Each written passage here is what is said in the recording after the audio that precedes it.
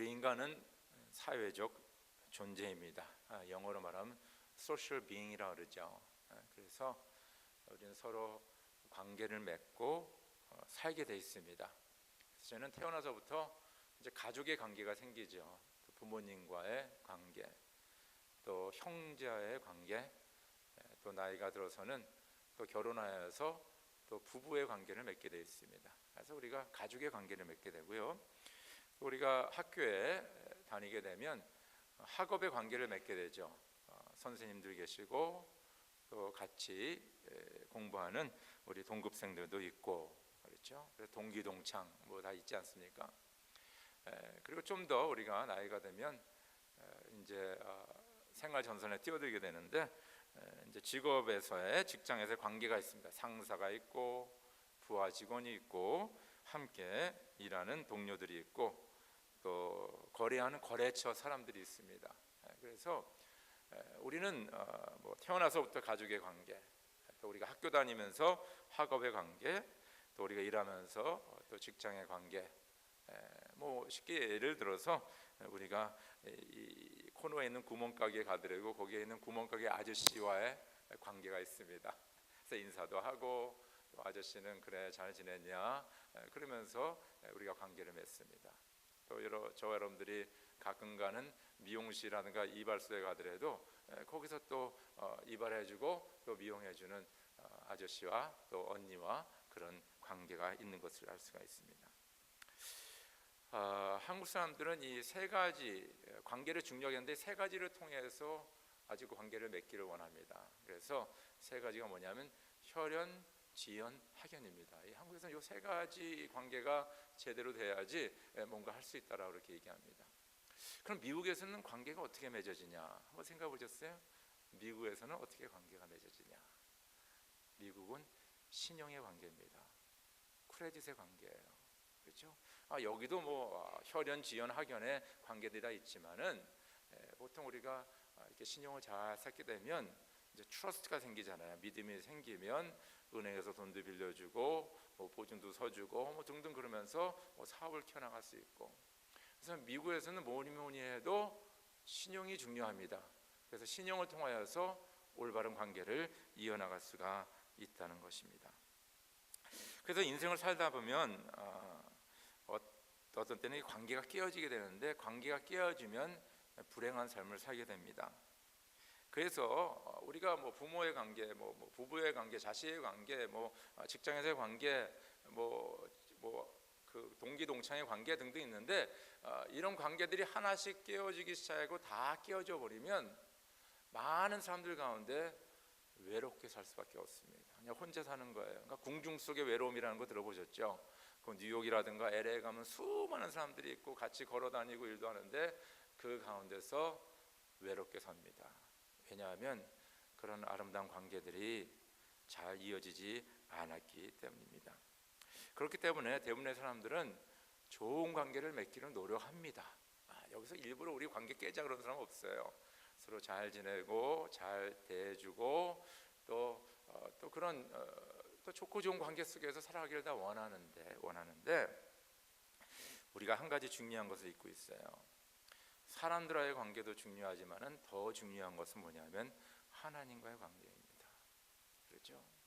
우리가 사람들과의 관계를 아마 노력해서 잘 빌드업 해더라도 하나님과의 관계가 제대로 되어 있지 않으면 인간의 관계들은 다 깨질 수밖에 없다는 것입니다. 그래서 제일 먼저 중요한 것이 바로 하나님과의 관계. 왜 하나님과의 관계가 중요하냐? 하나님은 저와 여러분들을 만드신, 창조하신 조물주십니다. 그리고 저와 여러분들은 하나님의 피조물들이에요. 그래서 우리는 하나님과의 절대적인 관계가 있는 거예요. 우리를 만드신 하나님, 또 지음을 받은 저와 여러분, 이 관계는 저와 여러분들이 싫다 그래서 뭐 이 관계가 없어지는 게 아니에요. 이 관계는 끝까지 가는 겁니다. 왜냐하면 하나님이 우리를 줬기 때문에. 부모가 자녀를 낳잖아요. 그래서 뭐 말이야 마음에 안 들어서 뭐 호적에서 파낸다 뭐 이런 얘기도 많이 하는데 그 천륜을 누가 깨겠습니까? 그 피로 맺어진 그걸 누가 깨요? 내가 내 자식이 아니라 그래서 그게 자식이 아닙니까? 마찬가지예요. 나는 하나님 모릅니다, 하나님 안 믿어요, 뭐 이래도 하나님과 우리와의 관계는 뭐요? 있다는 거예요. 창조주 하나님과 피조물 인간의 관계는 있다는 것입니다. 그래서 성경은 제일 먼저 시작하는 것이 뭐냐면 인간 세상에 하나님과 인간의 관계를 먼저 시작합니다. 그것은 뭐냐면 하나님께서 인간을 하나님의 형상대로 창조하십니다. 그렇죠? 그러면서 창조주와 피조물의 관계가 시작이 된 거예요. 그런데 이 관계가 깨지지 않습니까? 그 말은 뭐냐면 아담과 하와가 하나님의 말씀에 불순종하여서 선악과를 따므로 말미암아 하나님과의 관계가 깨어지게 됩니다. 근데 놀라운 사실은 하나님과의 관계가 깨어진 것만이 아니라 그 부부 사이가 깨어지는 거예요. 아담이 하와를 처음 만났을 때 이는 내 뼈 중에 뼈요 살 중에 살이라면서 자기와 하나됨을 고백했어요. 그만큼 진하게 사랑을 고백했다는 것입니다. 그런데 이제 그 사단의 시험에 넘어가가지고 죄를 짓고 나니까 아담이 그러잖아요. 하나님 왜 저런 여자를 나한테 줘가지고 내가 이렇게 죄를 짓게 되었습니까? 라면서 자기 부인에게 모든 죄를 뒤집어 씌우는 것을 알 수가 있습니다. 그러니까 하나님과의 관계가 깨지니까 죄로 말미암아 우리 인간과의 관계가 이렇게 깨지는 것을 알 수가 있어요. 근데 성경에서는 하나님께서는 이 하나님과의 관계와 인간과의 관계를 회복시킵니다. 그 회복하는 방법은 뭐냐면 바로 예수 그리스도의 십자가의 죽음과 부활이에요. 그것이 바로 하나님께서 이 하나님과의 관계를 회복하는 방법이었다는 것입니다. 자, 관계가 깨어진 그 이유가 뭔지 아십니까? 죄라는 거예요. 죄는 뭡니까? 하나님의 말씀에 불순종한 게 죄죠. 도덕적인 죄도 있습니다. 남을 때리고 훔치고 한 죄도 있고요, 뭐 마음으로 짓는 죄도 있고 여러 가지 죄가 있지만은 가장 중요한 죄는 뭐냐면 하나님께 불순종하는 게 죄예요. 하나님의 말씀을 어기는 게 죄입니다. 그 죄가 세상에 들어오면 하나님과 관계가 깨어지고 인간과 관계가 깨어지는데 바로 누군가 이 죄값을 치러야 되는데 성경에 보니까 죄의 삭은 사망이요 하나님의 은사는 그리스도 예수 안에 있는 영생이니라. 할렐루야, 할렐루야. 바로 이겁니다. 그래서 예수께서 이 땅에 오셔서 십자가에 달려 돌아가신 말미암아 저를 믿는 자는 멸망치 않고 영생을 얻게 하려면 하나님의 놀라운 구원의 은혜를 베푸셨어요. 그러니까 하나님께서는 이 인간과 하나님과의 관계, 또 인간과 인간과의 관계를 회복시키는 것을 어떻게 하시냐면 바로 예수 그리스도의 십자가의 사건을 통하여서 죄를 용서해 주시고 죄값을 치름으로 말미암아 우리의 관계를 회복시켜 주셨다는 것입니다. 요한일서 2장 2절에 그는 우리 죄를 위한 화목 제물이시니 우리 죄만 위한 것이 아니라 온 세상을 위한 것입니다. 갈라디아서 5장 24절 그리스도 예수께 속한 사람은 정욕과 욕망과 함께 자기의 육체를 십자가에 못 박았습니다.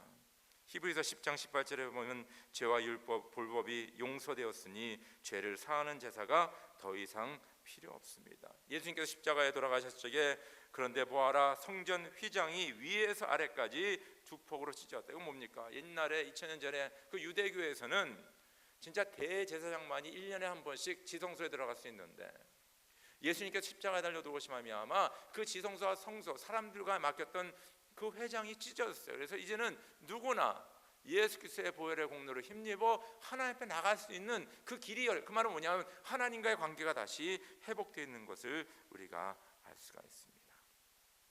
뒤에서 우리가 십자가를 보잖아요. 그래서 우리 십자가를 이렇게 쉽게 얘기합니다. 위에서 아래 수직적인 그 십자가 나무는 바로 하나님과 우리와의 관계를 얘기한다. 그리고 수평적인 거 있잖아요. 수평적인 것은 바로 인간과 인간의 관계. 이 관계 회복이 바로 예수 그리스도의 십자가에서 이루어졌다. 그렇게 얘기합니다. 그래서 오직 예수를 통하여서 하나님과의 관계가 회복이 되고 인간과 인간의 관계가 회복된다는 것입니다. 우리가 관계가 회복이 돼야지 인생이 행복합니다. 인생의 기쁨입니다. 보람이 있어요. 근데 여러분 생각해 보세요. 부모과 자식 간의 관계가 깨지면 평생 그 마음에 뭡니까? 아픔과 상처를 가지고 살 수밖에 없다는 것입니다. 그렇게 죽자 살자 뭐 5년 10년 연애하면서 살면서 그냥 같이 부부 생활하다가 그 부부가 깨어진다고 생각하지 바랍니다. 항상 그것이 마음에 상처를 남는 거죠. 그러니까 이 관계가 깨어지는 거예요. 그래서 이 관계가 깨어진 관계를 회복하는 것과 이 좋은 관계가 계속 더 좋게 되는 것은 바로 하나님과의 관계 속에서 먼저 이루어져야 된다는 것을 말씀하고 있다는 것입니다. 오늘 본문 말씀 보니까요, 우리가 계속해서 여호수아를 묵상하는데 이스라엘 백성들이 여리고성을 함락하고 그 다음에 그 저금한 성 아이성을 공격했는데 처음에 패하게 됩니다. 근데 그 패하게 한 이유는 뭐냐 하면 하나님께서 분명히 말씀하시기를 너희가 여리고성을 점령할 적에 거기에 있는 모든 것은 다 하나님 것이니 거기에 있는 전리품에 손대지 말아라고 말씀했어요. 근데 이 아간이라는 사람과 한 사람이 금과 은과 아름다운 옷을 보고 그걸 훔치게 되지 않습니까? 그러면서 이스라엘 백성들이 아이성에서 패하고 돌아왔을 적에 여호수아가 물어보면 하나님 도대체 어떻게 된 일입니까? 이 난공불락의 여리고성을 우리가 점령하게 놔두시고 왜 이 조그만 성에서 우리가 패하게 됩니까? 이제는 큰일 났습니다. 가나안의 온 족속들이 일어나서 우리를 치러 올 거 아닙니까? 라고 얘기했을 적에 너가 죄를 졌다 그랬어요. 너희 중에 한 자가 바로 내 것을 훔쳤다라고, 나의 것을 훔쳤다라고 말씀하고 있다는 것입니다. 제가 여호수아 7장 11절 12절 읽겠습니다. 이스라엘이 죄를 지었다. 나와 맺은 언약 지키라고 명령한 그 언약을 그들이 어겼고 전멸시켜서 나 주에게 바쳐야 할 물건을 도둑질하여 가져갔으며 또한 거짓말을 하면서 그 물건을 자신들의 재산으로 만들었다. 그래서 이스라엘 자손은 원수를 대적할 수 없었고 원수 앞에서 패하여 물러섰다. 그들이 자청하여 저주를 불러들여서 그들 스스로가 전멸시켜야 할 물건이 되었기 때문이다. 너희들 가운데서 전멸시켜 나 주에게 바쳐야 할 물건을 없애지 아니하면 내가 다시는 너희와 함께 있지 않겠다. 이렇게 말씀하십니다. 그러니까 하나님께서는 분명히 너희가 이렇게 패한 것은 바로 내 말, 내 명령을 어기고 죄를 지었기 때문에 너희가 패한 것이다. 만약에 너희가 이 죄의 문제를 해결하지 않으면 내가 너희와 다시는 함께 있지 않겠다라고 하나님은 말씀하고 있다는 것입니다. 여호수아 백성들은 하나님의 말씀을 듣고요, 그 이스라엘 백성 가운데 죄를 지은 사람을 찾아내지 않습니까? 아간이라는 사람. 근데 놀라운 사람은 아간이 훔쳤는데 아간의 온 가족과 그들의 모든 소유물과 모든 장막이 아골 골짜기에서 백성들의 돌을 맞아 돌 무더기 속에 파묻혀 죽게 됩니다. 너무나 안타깝죠. 한 사람이 죄를 졌는데 온 가족이 다 멸망하게 되는 것을 알 수가 있어요. 이 죄의 문제를 해결한 다음에 오늘 여호수아 8장 1절 우리 다시 한번 읽겠습니다. 여호수아 8장 1절 시작. 주님께서 여호수아에게 말씀하셨다. 두려워하지 말아라. 겁내지 말아라. 군인들을 다 동원하여 아이성으로 쳐 올라가거라. 보아라, 내가 아이의 왕과 백성과 성읍과 땅을 다 내 손에 넘겨주었다. 그렇죠? 하나님께서는 여호수아에게 그 죄의 문제를 해결했을 적에 뭐라고 말씀하시냐면 두려워하지 마라. 너 군대를 입고 다 올라가라. 그 아이성의 왕의 비롯해서 모든 건 내가 네 손에 붙였으니까 너는 분명히 승리할 것이라고 말씀하고 있다는 것입니다. 이 말씀은 여호수아가 예전에도 들었던 말씀이죠.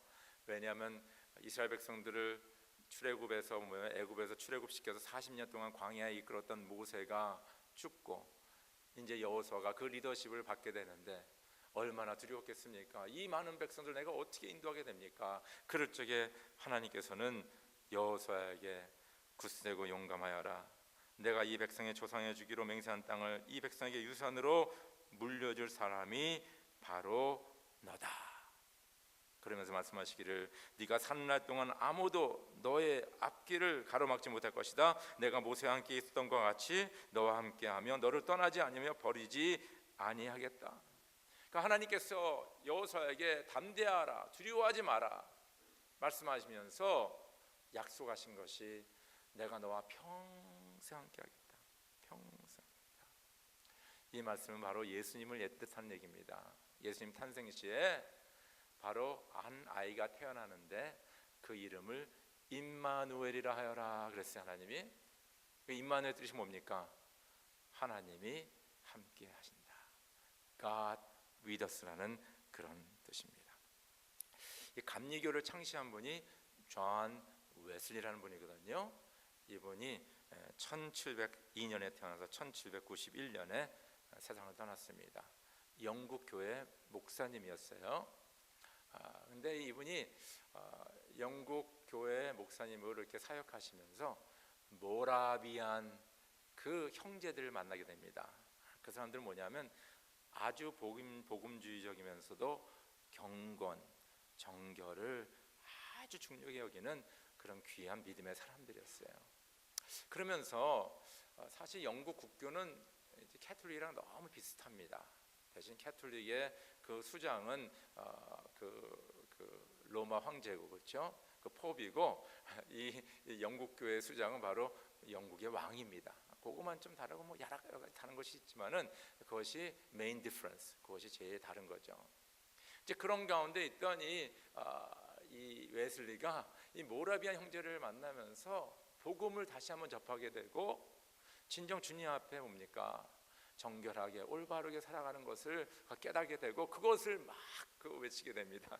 그러면서 그와 그의 형제 찰스 웨슬리 등등 해서 이제 이 감리교가 시작이 된 거예요. 근데 그가 임종 때, 그가 죽을 적에 그 자기의 그 가족과 주변에 가까운 사람들이 다 침대 옆에 있는데 그 마지막으로 남긴 말이 이 말이라고 합니다. The best of all is God is with us. 그렇게 말했다고 합니다. 내가 인생을 살면서 가장 그 베스트, 최고는 하나님이 우리와 함께 하셨다는 겁니다. 그러니까 이 웨슬리의 삶을 보면 평생 하나님과 동행한 삶이었어요. 하나님과 교제하며 하나님과 깊은 관계를 맺으면서 살아갔다는 것입니다. 그것이 그의 인생의 최고였다라고 그는 죽음을 앞두고 고백한 것을 우리가 알 수가 있습니다. 여러분, 우리가 하나님과의 관계가 올바로 될 적이에요. 올바로 될 적에 우리의 모든 두려움과 우리를 어렵게 하는 모든 것들은 사라지고 우리에게 담대함이 생기게 됩니다. 그 담대함의 원천은 뭐냐? 왜냐하면 하나님이 뭡니까? 우리와 함께 하시기 때문에. 할렐루야. 하나님이 함께하는 자는요, 진짜 하늘이 무너지고 땅이 꺼지고 여러 가지 어려운 일이 많이 있더라도 두려워하지 않습니다. 왜냐하면 주님께서 계속 말씀하시거든요. 내가 너와 함께 있다. 두려워하지 말아라. 담대하라. 할렐루야. 바로 이 주님의 함께 하심이 있기를 주의 이름으로 축원합니다. 그래서 이사야서 43장 1절 3절에 그러나 이제 야곱아 너를 창조하신 주님께서 말씀하신다. 이스라엘아 너를 지으신 주님께서 말씀하신다. 내가 너를 속량하였으니 두려워하지 말아라. 내가 너를 지명하여 불렀으니 너는 내 것이다. 네가 물 가운데로 건널 때 내가 너와 함께하고 네가 강을 건널 때에도 물이 너를 침몰시키지 못할 것이다. 네가 불 속을 걸어가도 그을리지 않을 것이며 불꽃이 너를 태우지 못할 것이다. 나는 주 너의 하나님이다. 이스라엘의 거룩한 하나님이다. 너의 구원자이다. 하나님과의 관계가 올바로 이루어진 분들은 하나님과의 동행하심을 경험하며 하나님과 함께 살게 됩니다. 그럴 적에 담대하여 승리하는 은혜가 있는 것을 믿으시기를 주의 이름으로 축원합니다. 두 번째는요, 이 하나님과 관계가 제대로 되니까요, 이 하나님의 음성을 듣게 되고요, 하나님의 지혜를 받게 되고 전쟁에 승리하게 됩니다. 우리 여호수아 8장 3절 9절 한번 3절 9절 3절에서 5절입니다. 5절 한번 같이 읽읍시다. 시작. 여호수아가 군인들을 다 동원하여 아이성으로 쳐 올라갔다. 여호수아는 용사 10만 명을 뽑아 밤을 틈타 보내면서 그들에게 명령을 내렸다. 너희들은 성 뒤로 가서 성에서 너무 멀지 않은 곳에 매복하고 모두들 공격할 준비를 갖추어라. 나와 함께 있는 모든 군인은 그 성으로 접근하겠다. 아이 성 사람들이 우리와 싸우려고 나오면 우리는 지난번과 같이 뒤돌아서 도망칠 것이다. 그렇죠? 여러분, 죄의 문제가 해결되고 하나님과의 관계가 회복이 되면요, 하나님께서 주시는 지혜를 우리가 받게 됩니다. 그리고 이 모든 것도 좀 선명하게 보여요. 그전에는 안개가 낀 것 같고 뭐가 옳은 것이 뭐가 그런 건지 어느 길을 가야 될지 헷갈려요. 왜냐하면 이 하나님과의 관계 속에서 하나님의 음성을 듣기보다는 세상과 접하면서 세상 사람들의 목소리를 많이 듣게 되거든요. 그럼 어떤 사람은 이것이 좋다 그러고 어떤 사람은 저것이 좋다 그러고 어떤 사람은 일로 가라고 어떤 사람은 뒤로 가라고 그러고 여러 가지 목소리가 많이 들리게 됩니다. 그러나 하나님과의 관계가 올바로 될 적에 다른 모든 잡념들은 사라지고 뭡니까? 하나님의 음성을 듣기 시작한다는 것입니다. 오늘 보니까 군사 작전이 나오잖아요. 근데 우리가 이렇게 이 군사 작전을 보면요, 우리가 드라마라든가 영화라든가 우리가 글에서 많이 읽는 작전이에요. 뭐냐면 이제 성이 있는데 그 성 뒤에 혹은 옆에 이 복병을 숨겨놓고 그 성 앞에서 이제 그 성 안에 있는 그 군인들을 막 유인하는 거예요. 하여튼 여러 방법을 통하여서 뭐 어떤 때는 욕도 하기도 하고 뭐 어떤 간에 뭐 저주도 하기도 하고 뭐 너희들은 우리랑 뭐 이렇게 겁나서 못 싸우냐 뭐 등등 해가지고 막 그 안에 있는 성 안에 있는 사람을 이제 유인하는 거죠. 근데 여호수아가 뭐라고 했냐면 지난번에 우리 군대들이 도망했기 때문에 그들이 다시 우리를 치러 나올 것이다. 그래서 이제 군대를 이끌고 성 앞으로 가서 막 그 얘기를 했겠죠. 그러면서 막 도망치는 척하고 막 가니까 그쪽에서 야 지난번이랑 똑같구나 그러면서 이제 나오는 거예요. 나와서 그냥 요번에 완전 이제 이스라엘을 전멸시키자. 그래서 그냥 모든 그 백성들과 그 아이성의 군대들이 이제 그 이스라엘 백성들을 뒤쫓는 거 아니겠습니까? 이제 그런 쪽에 이제 복병으로 숨어 있던 우리 이스라엘 군대들이 들어가서 성을 점령하고 불태워버리고 그 다음에 이제 앞에 갔던 그 군대가 뒤돌아서서 이제 앞뒤로 이 아이성 군대를 전멸시키는 이제 그 작전이에요. 이것도 우리가 다 아는 겁니다. 그런데요, 우리가 다 아는 거지만은 만약에 저 여러분들이 군대 장관이라고 생각해 봅시다. 지금 이 전쟁에 승패가 달려 있고 이 전쟁에 또 지게 되면 이스라엘은 이제 거기서 망하는 거예요. 방법이 없는 거예요.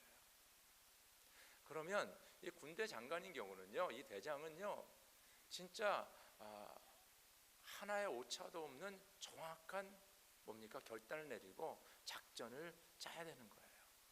쉽게 되는 우리는 그냥 이렇게 단편적으로 이렇게 성경 읽으니까 야 여호수아가 그냥 이렇게 작전을 써가지고 승리했구나라고 아주 쉽게 생각할지 모르지만은요, 아마 여호수아가 이 작전을 짜는데 많은 고민했을 것입니다. 우리의 숫자가 얼마고 저쪽의 숫자가 얼마고 어디에 숨겨야 되고 지형은 어떻고 어떤 방법으로 그들을 유인해야 되고 여러 가지 복잡한 가운데 내리는 결정이라는 거예요. 이게 쉬운 결정이 아닙니다. 근데 그런 결정은요, 하나님께 주신 지혜로 가능합니다. 여러분들, 우리는 이 세상에 살면서 이 세상은 전쟁터라 그렇게 얘기합니다. 진짜 전쟁터 같아요. 네. 이 세상은 뭡니까? 경쟁사회 아니에요? 경쟁사회. 그렇죠, 경쟁사회. 그래가지고 진짜 우리가 이 세상을 살면서 우리가 쉽게 이렇게 결정하는 것이 진짜 어렵다는 것입니다. 우리는요, 중요한 결정 앞으로 주님 앞에 나와 기도합니다.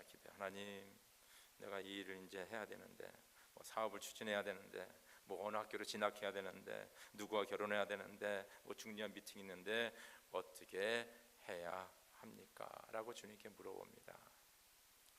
근데 여러분, 주님 앞에 이렇게 모든 일을 이렇게 실행하기 전에 결정하는 것이 상당히 중요해요. 주님 앞에 기도하는 거 중요합니다.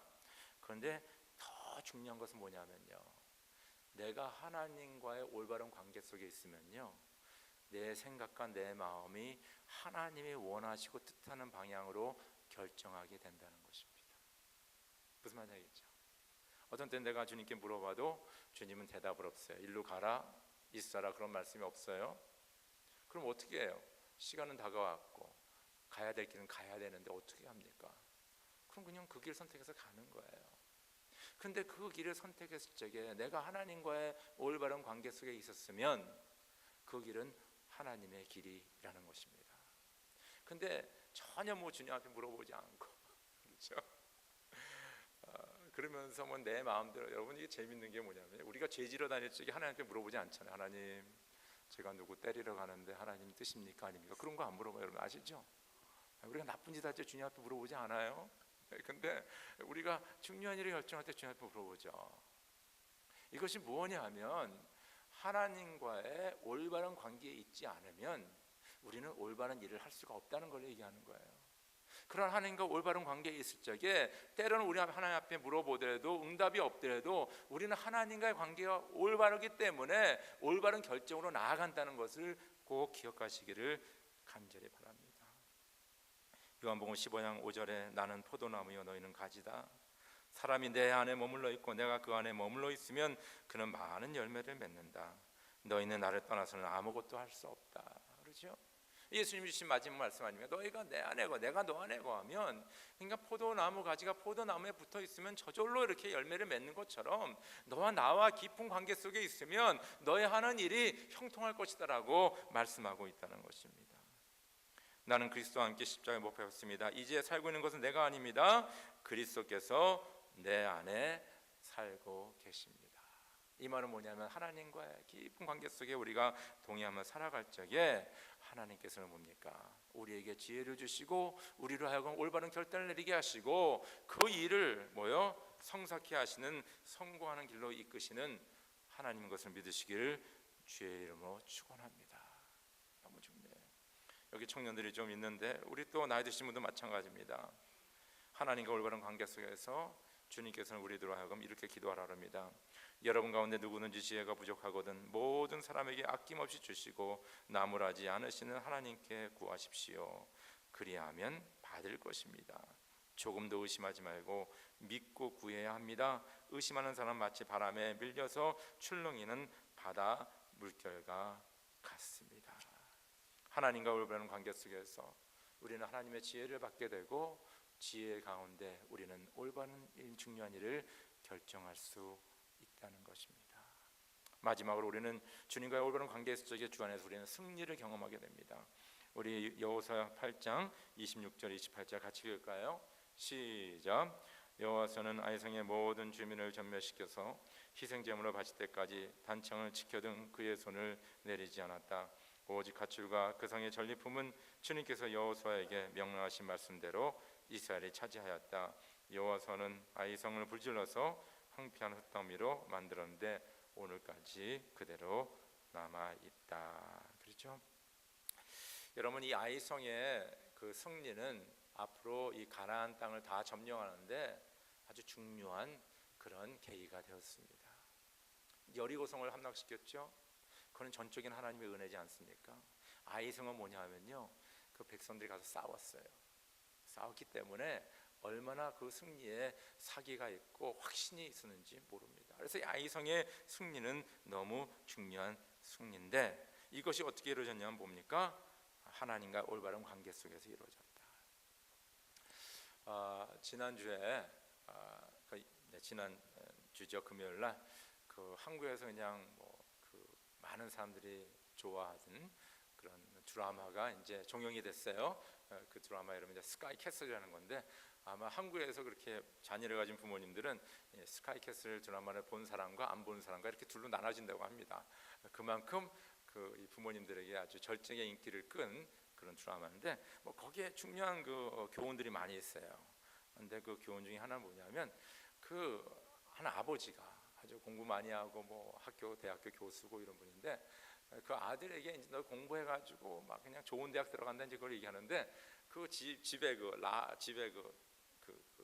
들어갔지 바로 앞에 랍이라고 할 수 있겠죠. 거기에 이따만한 피라미드를 갖다 놨어요. 피라미드를 갖다 놓으면서 야, 이 세상에 사는 사람들 중에 저 밑바닥에 있는 사람들이 있고 중간에 있는 사람도 있고 저 위에 탑 1% 거기 있는 사람도 있다. 너 이 세상 경쟁사회에서 너 공부 제대로 안 하면 저 밑바닥에서 맨날 사람들 따라지 하다가 인생 마치게 된다. 너는 공부를 열심히 해서 1등이 돼가지고 최고의 대학을 들어가서 너는 저 위에 피라미드 꼭대기에서 군림하면서 살아야 된다라고 자녀들에게 공부하라고 강요하게 됩니다. 그게 이 세상이에요, 여러분들. 세상이에요. 저도 두 자녀를 키우고 있지만은 이런 사회에서 두 자녀를 어떻게 키워야 되는가 참 고민입니다. 여기 젊은이들 있고 앞으로 취업해야 되고 등등 여러 가지 앞날 이제 있는데 이 세상에 이런데 우리가 어떻게 살아갑니까? 여러분, 우리가 암만 참 좋은 공부를 많이 하고 또 많은 지식을 갖다 둬도요, 이 세상에 움직이는 것은 너무 무빙 파트가 너무 많아요. 여러 가지 요소와 조건들이 너무 많다는 것입니다. 세계적인 정치와 경제와 전쟁, 원유 가격 등등. 여러분, 한때 제주도가 막 중국 사람이 와가지고 투자를 많이 하고 거기 가면 돈 번다 해가지고 얼마나 그랬습니까? 근데 이 중국과 미국과의 무역이 이렇게 되니까 중국 사람 싹 없어지잖아요. 중국 정부 차원에서 한국의 제주도는 가지 마라 이렇게 돼버린 거예요. 그러니까 지금 매스컴에 나오지 않지만은 거기에 있던 사람들 어떻게 되는 겁니까 도대체? 그것 때문에 거기다 뭐 가게도 만들고 뭐 빌딩도 짓고 이런 사람들 손님 없는데 어떻게 돼? 다 망하는 거죠. 그러니까 이 세상에 이렇게 뭐 정치, 경제, 군사 뭐 여러 가지 그 나라와 나라의 관계 여러 가지 그 수많은 조건들이 우리가 컨트롤할 수 없다는 거예요.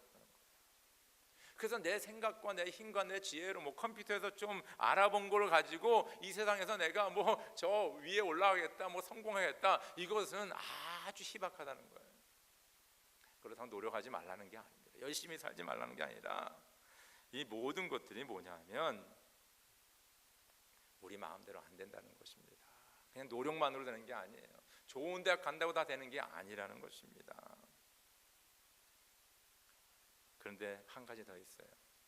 성경 뭐냐면요, 이 세상 경쟁 세상일 뿐만 아니라 이 세상의 싸움은 혈과 육에 대한 싸움이 아니요 공중 권세를 잡은 악한 영과 싸움이다 그랬어요. 우리는 옆에 있는 사람보다 공부 잘해서 좋은 대학 가면 되는 줄 알았는데 성경은 말하길 그것뿐만 아니라 지금 악한 영의 세력이 너희들을 공격하고 있다는 겁니다. 이것이 더 무서운 거예요.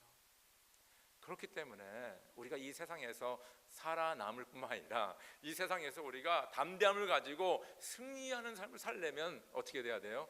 하나님과의 관계가 올바르야 된다는 거예요. 예수 그리스도를 주와 구원자로 영접하고 하나님은 나의 아버지로 모시면서 우리가 주 안에 거하고 주의 말씀 우리 안에 거하. 포도나무 가지가 포도나무에 붙어 있어 아름다운 열매를 맺는 것처럼 주님과의 관계가 회복되지 않고 깊어지지 않으면 우리는 이 세상에서 많이 어렵다는 것입니다. 여러분, 여호수아는 아이상의 패배를 통하여서 그 문제를 깊이 깨닫게 되었어요. 이스라엘 백성도 마찬가지로 간절히 바라고 그는 하나님과의 깊은 관계를 통하여서 인생에 승리하는 우리 모두가 되기를 주의 이름으로 축원합니다. 우리 함께 기도드리겠습니다.